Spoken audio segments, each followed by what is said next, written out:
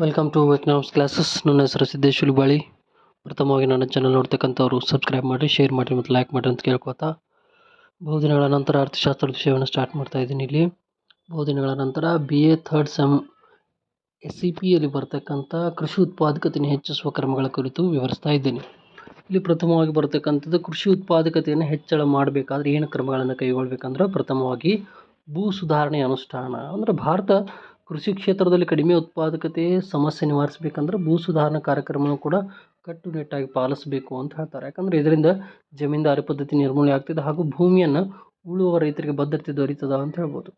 ಇದು ಕೂಡ ಭೂ ಸುಧಾರಣೆ ಅನುಷ್ಠಾನ ಕೂಡ ಇಲ್ಲಿ ಪ್ರಮುಖವಾಗಿರ್ತದೆ. ಕೃಷಿ ಉತ್ಪಾದಕತೆಯನ್ನು ಹೆಚ್ಚಳಗೊಳಿಸಬೇಕಾದ್ರೆ ಅದು ಕೂಡ ಬಹಳ ಮುಖ್ಯವಾದ ಒಂದು ಅಂಶ. ಅದೇ ರೀತಿ ಎರಡನೇ ತೆಗೆದುಕೊಂಡು ನೀರಾವರಿ ಸೌಲಭ್ಯದ ವಿಸ್ತರಣೆ. ಅಂದರೆ ಲಭ್ಯವಿರತಕ್ಕಂಥ ನೀರಾವರಿ ಸೌಲಭ್ಯಗಳಲ್ಲಿ 60% ಬಳಸಿಕೊಳ್ಳಲಾಗಿದೆ, ಇನ್ನೂ ಶೇಕಡ 40% ಸವಲತ್ತುಗಳನ್ನು ಉಪಯೋಗಿಸಿಕೊಳ್ಬೇಕಾಗಿದೆ.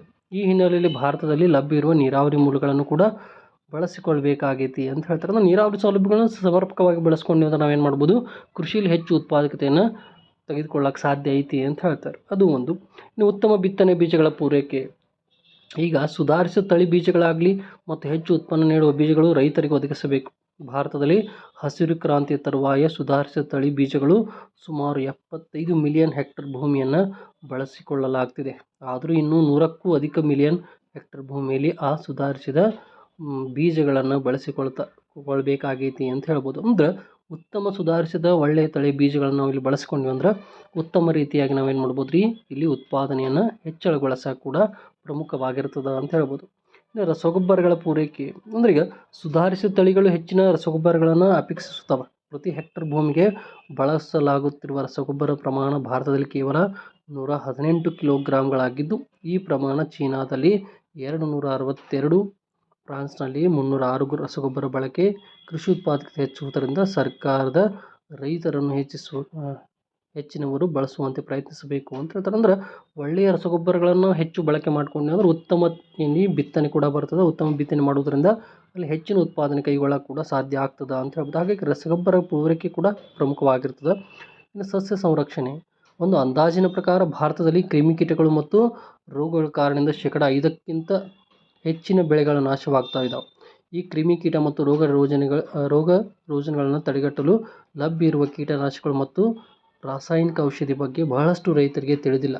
ರೈತರು ಏಕಕಾಲದಲ್ಲಿ ವ್ಯಾಪಕ ಪ್ರಮಾಣದಲ್ಲಿ ಬಳಸಬೇಕಾಗ್ತಾ ಇದೆ. ಅಂದರೆ ಒಂದಿಷ್ಟು ಕೀಟನಾಶಕಗಳಾಗಲಿ, ಅಲ್ಲಿ ಸಿಂಪಡಣೆ ಮಾಡ್ತಕ್ಕಂಥ ಔಷಧಿಗಳಾಗಲಿ, ಅದ್ರ ಬಗ್ಗೆ ಕೂಡ ಸರಿಯಾದ ಮಾಹಿತಿ ರೈತರಿಗಿಲ್ಲ. ಅವರಿಗೆ ಸರಿಯಾದ ಮಾಹಿತಿ ಕೊಡೋದ್ರ ಮೂಲಕ ನಾವು ಹೆಚ್ಚು ಉತ್ಪಾದನೆ ಮಾಡೋಕ್ಕೆ ಸಾಧ್ಯ ಐತಿ ಅಂತ ಹೇಳ್ಬೋದು.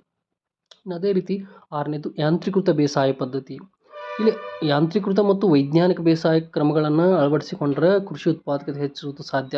ಆದ್ದರಿಂದ ಸರ್ಕಾರ ರೈತರಿಗೆ ಯಂತ್ರಗಳು, ಸುಧಾರಿಸಿದ ತಳಿಗಳಾಗಲಿ, ಆಮೇಲೆ ಕೀಟನಾಶಕಗಳಾಗಲಿ ಮುಂತಾದ ರಿಯಾಯಿತಿ ದರದಲ್ಲಿ ಒದಗಿಸ್ತಾ ಇದ್ದಾವೆ. ಅಂದ್ರೆ ಈಗ ಕೃಷಿಯಲ್ಲಿ ಹೆಚ್ಚು ಉತ್ಪಾದನೆ ಮಾಡಬೇಕಾದ್ರೂ ಕೂಡ ನಮಗೆ ಯಾಂತ್ರೀಕರಣ ಬೇಕು. ಅಂದರೆ ಟೆಕ್ನಾಲಜಿ ಆಗಲಿ, ಯಂತ್ರೋಪಕರಣಗಳಾಗಲಿ ಹೆಚ್ಚು ಬಳಕೆ ಮಾಡ್ಕೊಳ್ಳೋದ್ರಿಂದ ಕಮ್ಮಿಯ ಸಮಯದಲ್ಲಿ ನಾವು ಹೆಚ್ಚು ಉತ್ಪಾದನೆ ಮಾಡೋಕ್ಕೆ ಸಾಧ್ಯ ಆಗ್ತದೆ ಅಂತ ಹೇಳ್ಬೋದು. ಹಾಗಾಗಿ ಯಾಂತ್ರೀಕೃತ ಬೇಸಾಯ ಪದ್ಧತಿ ಕೂಡ ಸರ್ಕಾರ ಹೆಚ್ಚಿನ ಒತ್ತನ್ನು ಇಲ್ಲಿ ಕೊಡ್ತಾ ಇದೆ. ಇದು 6ನೇ ಅಂಶ. ಅದೇ ರೀತಿ ನಂತರ ಬರ್ತಕ್ಕಂಥದ್ದು 7ನೇದು ಸಾಲ ಸೌಲಭ್ಯಗಳು. ಅಂದರೆ ಸರ್ಕಾರ ಕೂಡ ವಿವಿಧ ಮೂಲಗಳಿಂದ ಲಭ್ಯ ಇರುವ ಹಣಕಾಸಿನ ಸೌಲಭ್ಯಗಳನ್ನು ಹೆಚ್ಚಿಸಬೇಕು. ಆಗ ರೈತರು ಅನಾವಶ್ಯಕವಾದ ಋಣಬಾಧೆಯಲ್ಲಿ ನರಳುವುದು ಕೂಡ ತಪ್ತದ ಅಂತ ಹೇಳ್ಬೋದು. ಅಂದ್ರೆ ಸರ್ಕಾರ ಕೂಡ ವಿವಿಧ ಮೂಲಗಳಿಂದ ಇಲ್ಲಿ ಏನು ಮಾಡಬೇಕು, ಇದು ಕೃಷಿಕರಿಗೆ ಹೆಚ್ಚು ಸಾಲವನ್ನು ಒದಗಿಸ್ತಕ್ಕಂಥದ್ದು ಕೂಡ ಕಂಡು ಬರಬೇಕು ಅಂತ ಹೇಳ್ತಾರೆ. ಅದೇ ರೀತಿ ಮಾರುಕಟ್ಟೆ ಸೌಲಭ್ಯ. ಅಂದರೆ ಭಾರತದಲ್ಲಿ ಕೃಷಿ ಸರಕುಗಳ ಮಾರುಕಟ್ಟೆ ಸೌಲಭ್ಯ ಕೂಡ ಸರಿಯಾದ ರೀತಿಯಲ್ಲಿ ಲಭ್ಯವಾಗ್ತಾ ಇಲ್ಲ. ಇದರಿಂದಾಗಿ ರೈತರು ಏನು ಮಾಡ್ತಾ ಇದ್ದಾರೆ, ವಿನಾಕಾರಣ ನಷ್ಟವನ್ನು ಅನುಭವಿಸ್ತಾರೆ. ಆದ್ದರಿಂದ ಸರ್ಕಾರ ಏನು ಮಾಡಬೇಕು, ಕೃಷಿ ಸಾಮಗ್ರಿಗಳಿಗೆ ಸಂಘಟಿತ ಮಾರುಕಟ್ಟೆ ಸೌಲಭ್ಯಗಳನ್ನು ಒದಗಿಸಿಕೊಡುವುದು ಕೂಡ ಮುಖ್ಯ. ಅಂದ್ರೆ ಕೃಷಿಯಲ್ಲಿ ಬೆಳೆದಂತಹ ಒಂದು ದವಸ ಧಾನ್ಯಗಳನ್ನು ಸರಿಯಾದ ಮಾರುಕಟ್ಟೆ ಇಲ್ಲದೇ ಇರುವುದರಿಂದ ಏನಾಗ್ತಾ ಇದೆ, ಈಗ ಹಲವಾರು ರೀತಿಯ ನಷ್ಟವಾಗ್ತಾ ಇದೆ. ಹಾಗಾಗಿ ಮಾರುಕಟ್ಟೆ ಸೌಲಭ್ಯ ಕೂಡ ಪ್ರಮುಖವಾಗಿರ್ತದೆ ಅಂತ ಹೇಳ್ಬೋದು. ಇನ್ನು ಅದೇ ರೀತಿ ಉತ್ತೇಜಕಗಳು.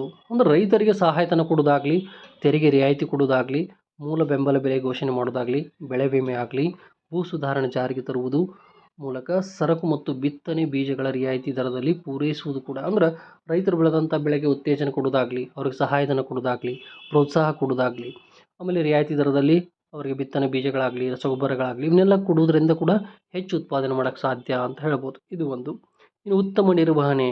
ಇಲ್ಲಿ ಕೈಗಾರಿಕೆ ಉತ್ತಮ ಪ್ರತಿಫಲ ಮತ್ತು ನಿರ್ವಹಣೆ ಕೂಡ ಸಾಧ್ಯವಾಗುವಂತೆ ಅದೇ ರೀತಿಯಲ್ಲಿ ಕೃಷಿಯಲ್ಲೂ ಕೂಡ ಉತ್ತಮ ನಿರ್ವಹಣೆ ಪ್ರಯತ್ನಿಸಬೇಕು ಅನ್ನೋದು ಕೂಡ ಪ್ರಮುಖವಾಗಿದೆ. ಇನ್ನು ಕೃಷಿಯಲ್ಲಿ ಸಂಶೋಧನೆಯನ್ನು ತೆಗೆದುಕೊಂಡ್ರೆ ಕೃಷಿ ಸಂಶೋಧನಾ ಕೇಂದ್ರಗಳಾಗಲಿ ಪ್ರಯೋಗಗಳಾಗಲಿ ವಿಜ್ಞಾನಿಗಳು ಮತ್ತು ರೈತರ ನಡುವೆ ಉತ್ತಮ ಬಾಂಧವ್ಯ ಏರ್ಪಡಿಸಬೇಕು. ಹೊಸ ತಳಿಗಳ ಬಿತ್ತನೆ ಬೀಜಗಳು ಉಪಕರಣ ಯಂತ್ರೋಪಕರಣ ಕೂಡ ಲಭ್ಯವಾಗಬೇಕು ಅಂತ ಹೇಳ್ತಾರೆ. ಅಂದ್ರೆ ಕೃಷಿಯಲ್ಲಿ ಹೊಸ ಆವಿಷ್ಕಾರಗಳನ್ನು ಮಾಡೋದಾಗಲಿ ಸಂಶೋಧನೆ ಮಾಡೋದಾಗಲಿ ನಡಿಬೇಕು. ಅದರಿಂದ ಹೆಚ್ಚಿನ ಉತ್ಪಾದನೆ ಮಾಡೋಕ್ಕೆ ಸಾಧ್ಯ ಆಗ್ತದೆ ಅಂತ ಹೇಳ್ಬೋದು. ಇನ್ನು ಅನಕ್ಷರತೆ ನಿವಾರಣೆ, ರೈತರ ಅನಕ್ಷರಸ್ಥರು ಅಜ್ಞಾನಿಗಳು ಮೌಢ್ಯರು ಮತ್ತು ಅಸಂಪ್ರದಾಯಬದ್ಧವಾಗಿರುವುದರಿಂದ ಕೃಷಿ ಉತ್ಪಾದಕತೆ ಕುಂಠಿತಗೊಂಡೈತಿ. ಆದ್ದರಿಂದ ರೈತರಿಗೆ ಸೂಕ್ಷ್ಮ ಶಿಕ್ಷಣ ತರಬೇತಿ ನೀಡಬೇಕು. ಅವರ ಅನಕ್ಷರತೆ ಮೌಢ್ಯತೆಯನ್ನು ಅಜ್ಞಾನವನ್ನು ತೊಡೆದು ಹಾಕಬೇಕು ಅನ್ನೋದು ಕೂಡ ಪ್ರಮುಖವಾಗೈತಿ ಅಂತ ಹೇಳ್ಬೋದು. ಅದೇ ರೀತಿ ಸಾರಿಗೆ ಸಂಪರ್ಕದ ಅಭಿವೃದ್ಧಿ, ಕೃಷಿ ಉತ್ಪಾದಕತೆಯನ್ನು ಹೆಚ್ಚಿಸಬೇಕಂದ್ರೆ ಸಾರಿಗೆ ಸಂಪರ್ಕದ ಸೌಲಭ್ಯ ಕೂಡ ಪ್ರಮುಖವಾಗಿರ್ತದೆ. ಇದರಿಂದ ಕಚ್ಚಾ ಸಂಪನ್ಮೂಲಗಳಾಗಲಿ ಕೃಷಿ ಉತ್ಪನ್ನಗಳ ಸಾಗಾಟವಾಗಲಿ ಸುಲಭವಾಗಿ ಸಾಧ್ಯವಾಗ್ತದೆ ಅಂತ ಹೇಳ್ಬೋದು. ಲಾಸ್ಟ್ ಇದ್ರಾಗ ಭೂಸಾರ ಸಂರಕ್ಷಣೆ, ಮರಗಿಡಗಳನ್ನು ನಡೆಯುವುದಾಗಲಿ ಒಡ್ಡುಗಳ ನಿರ್ಮಾಣ ಆಗಲಿ ಪ್ರವಾಹ ನಿಯಂತ್ರಣ ಮುಂತಾದ ವಿಧಾನಗಳ ಮೂಲಕ ಕೂಡ ಈ ಕಾರ್ಯಗಳನ್ನು ಸಾಧಿಸಬೇಕು ಅಂತ ಹೇಳ್ತಾರೆ. ಈ ರೀತಿಯಾಗಿ ನಾವೇನು ಮಾಡ್ಬೋದು, ಅಲ್ಲಿ ಕೃಷಿ ಉತ್ಪಾದಕತೆಯನ್ನು ಹೆಚ್ಚಿಸಲು ಇಷ್ಟೆಲ್ಲ ಕ್ರಮಗಳನ್ನು ಕೈಗೊಂಡಾಗ ಕೃಷಿ ಉತ್ಪಾದಕತೆ ಇನ್ನೂ ಹೆಚ್ಚು ಬೆಳವಣಿಗೆ ಸಾಧ್ಯವಾಗ್ತದೆ ಅಂತ ಹೇಳ್ಬೋದು. ಈ ರೀತಿ ಕೊಟ್ಟಂಥ ಮಾಹಿತಿ ಕೂಡ ಇದು ಸಂಕ್ಷಿಪ್ತ ಮಾಹಿತಿ. ಈ ಮಾಹಿತಿ ನಿಮಗೆ ಉಪಯುಕ್ತ ಆಗೈತಿ ಅಂದ್ಕೊಳ್ತೀನಿ. ನಾನು ಪ್ರಥಮ ಹೇಳಿರ್ತಕ್ಕಂಥದ್ದು ಇಲ್ಲಿ ನನ್ನ ಒಂದು ಚಾನಲನ್ನು ಸಬ್ಸ್ಕ್ರೈಬ್ ಮಾಡಿರಿ, ಶೇರ್ ಮಾಡಿರಿ ಮತ್ತು ಲೈಕ್ ಮಾಡಿರಿ ಅಂತ ಕೇಳ್ಕೊಳ್ತಾ, ಮತ್ತು ಇನ್ನಷ್ಟು ಅರ್ಥಶಾಸ್ತ್ರದ ವಿಷಯಗಳನ್ನು ಹಂಚಿಕೊಳ್ಳೋಕೆ ನನಗೆ ಅವಕಾಶ ಕೊಡ್ರಿ ಅಂತ ಹೇಳ್ತಾ ನನ್ನ ವಿಷಯವನ್ನು ಇಲ್ಲಿಗೆ ಮುಕ್ತಾಯಗೊಳಿಸ್ತಾ ಇದ್ದೇನೆ. ಎಲ್ಲರಿಗೂ ಧನ್ಯವಾದ.